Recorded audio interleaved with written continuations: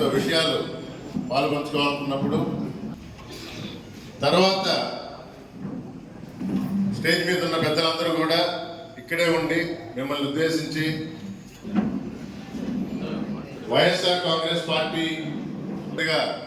జగన్మోహన్ రెడ్డి గారు నన్ను మన నియోజకవర్గంలో గడప గడపకు మన ప్రభుత్వం ద్వారా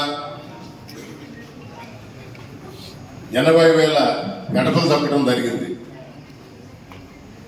చాలా మందిని కలిసినాను, నాయకులతో కలిసి తిరగటం, సచివాలయ సిబ్బంది కానీ వాలంటీర్ వ్యవస్థ కానీ చాలా విషయాలు తెలుసుకున్నాను, ఊరి స్థితిగతులు తెలుసుకున్నాను.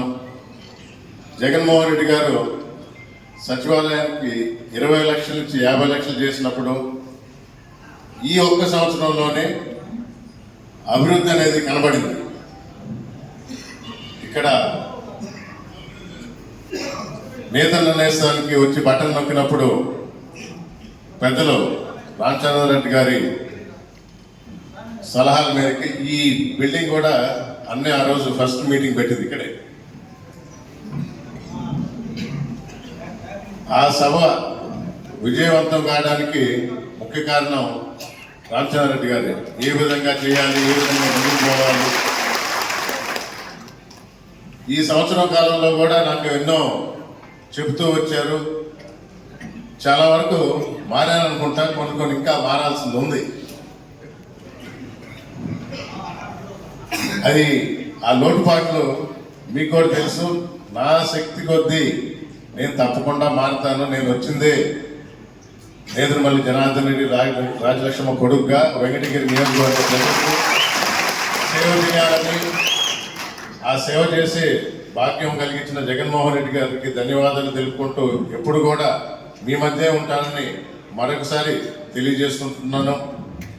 మనస్పర్ధలు ఏమన్నా ఉన్నా, చిన్న పొరపాట్లు ఏమన్నా చేస్తున్నా సభాముఖంగా చెప్తున్నాను. ఇక్కడ రాని వారికి కూడా అందరం కలిసి పనిచేద్దాం. జగన్మోహన్ రెడ్డి గారు నిర్దేశించిన వై నాట్ 175కి 175 సాధించాం. దానిలో కుప్పంతో మొదలుపెట్టింది పెద్దిరెడ్డి రామచంద్రారెడ్డి గారు. కుప్పమే కొట్టంగా ఏది అసాధ్యం కాదు. ఈరోజు ప్రత్యేకించి 3 రోజుల క్రితం చెప్పాను, ఈరోజు మనం ఇక్కడ ఒక సమావేశం ఏర్పాటు చేయాలని.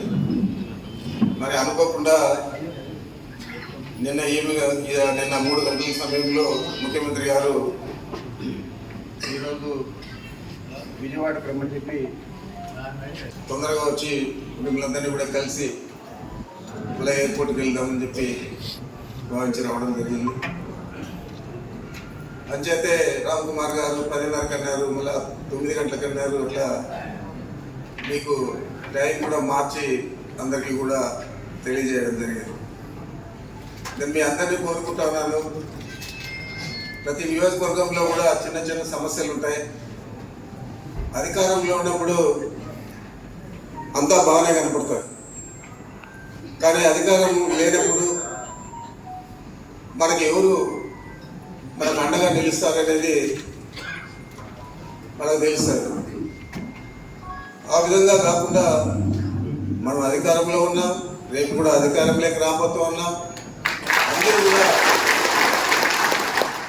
అందరూ కూడా కలిసి పనిచేసి, ఇందాక రాఘవేంద్ర రెడ్డి చెప్పాడు, ఒక మంచి మాట చెప్పాడు, మాట్లాడే తీరు కొద్దిగా ఇబ్బందిగా ఉంటుందేమో కానీ మనిషి మంచివాడు అని చెప్పి. నాకు కూడా అదే ఆలోచన. చేత మనం కూడా అర్థం చేసుకుంటే ఒక 3 నెలలు శాసనసభ్యుడు అయిన తర్వాత 2 నెలలకు 3 నెలలకు పూర్తి స్థాయిలో రాజకీయ నాయకులుగా వారు పనిచేయగలుగుతారు. మిమ్మల్ని అందరి గురించి కూడా బాగా ఆలోచన చేయగలుగుతారు. మరి ఏదైనా చిన్న చిన్న ఇబ్బందులు ఉన్నా కూడా మనం కలిసిమెలిసి అందరూ కూడా వైఎస్ఆర్ కాంగ్రెస్ పార్టీని గెలిపించాలా, జగన్మోహన్ రెడ్డి గారిని ముఖ్యమంత్రిగా చేయాలి. జగన్మోహన్ రెడ్డి గారు ముఖ్యమంత్రి కావాలంటే మనకు శాసనసభ్యుల సంఖ్యాబలం ఉండాలి. అంచేతే మనకు శాసనసభకు పోటీ చేసే ప్రతి అభ్యర్థి కూడా విజయం సాధించాలనే ఆ దృక్పథంతోనే మనం పనిచేస్తా ఉన్నాం. అదేవిధంగా పార్లమెంట్ సభ్యులు చాలా మంచి పేరు తెచ్చుకున్నారు గురుమూర్తి గారి మీ దగ్గర. వారి పనితీరు కూడా ఈ తక్కువ కాలంలోనే అందరూ కూడా గుర్తించారు. మరి అలాంటి వ్యక్తి తిరిగి మళ్ళా మీ ముందుకు పార్లమెంటు అభ్యర్థిగా వస్తూ ఉన్నారు. సంఖ్యాబలం అక్కడ కూడా ఎక్కువగా ఉంటే పార్లమెంట్ సభ్యులు పార్లమెంట్లో కానీ ఇతర అధికారులతో కానీ మాట్లాడి మనకు అధిక నిధులు మన రాష్ట్రానికి తెచ్చేదానికి కానీ లేదా కేంద్ర ప్రభుత్వం మంజూరు చేసే అభివృద్ధి కార్యక్రమాలు మన రాష్ట్రానికి కూడా తీసుకొచ్చేదానికి అవకాశం ఉంటుంది. కాబట్టి వీళ్ళిద్దరూ గెలవడం వైఎస్ఆర్ కాంగ్రెస్ పార్టీకి చాలా అవసరం అని చెప్పి మీ అందరికీ మనవి చేస్తూ ఉన్నాం.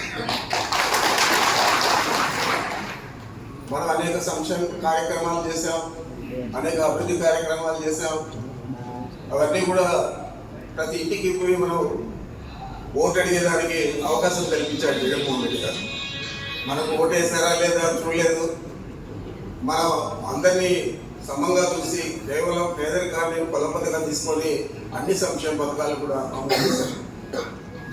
ఈరోజు తెలుగుదేశం పార్టీ వారు పోతే వాళ్ళకందరికీ కూడా తెలుగు కమిటీలు గుర్తొస్తాయి.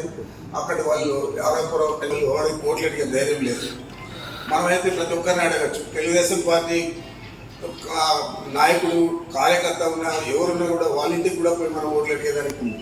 ఎందుకంటే ప్రభుత్వం వివక్ష లేకుండా మీకు అన్ని రకాల జగన్మోహన్ రెడ్డి గారు సహాయకారిగా నిలిచాడు. మరి మీరు మాకు సహాయకారిగా నిలవండి అని చెప్పి అడగడానికి మనకు ఒక అవకాశాన్ని జగన్మోహన్ రెడ్డి గారు కల్పించారు. అంచేత మనం అందరినీ కూడా కలుపుకొని ఎంత మేరకు మనం మెజారిటీ సాధిస్తే అంత పార్లమెంటుకు ఉపయోగపడుతుంది. 7 నియోజకవర్గాల్లో 7 తరహాల్లో ఉంటుంది. అన్నీ ఒకే దీంట్లో పెద్ద మెజారిటీలో. అంచేత గత పార్లమెంట్ ఎన్నికల్లో కూడా అప్పుడు కూడా నేనే మొత్తం చూశాను. అప్పుడు మనం ఇక్కడ అత్యధిక మెజారిటీ సాధించాం. కొంతమంది నిన్నటి దాకా కూడా అభ్యర్థి మాట్లాడాలని ప్రచారం చేసి కొంతమంది అంతా కూడా కూడగట్టుకొని చేయడం జరిగింది. ఇప్పుడు అంతా అయిపోయింది. అభ్యర్థి ఖరారయ్యాడు, ఆయనే పోటీ చేస్తాడు.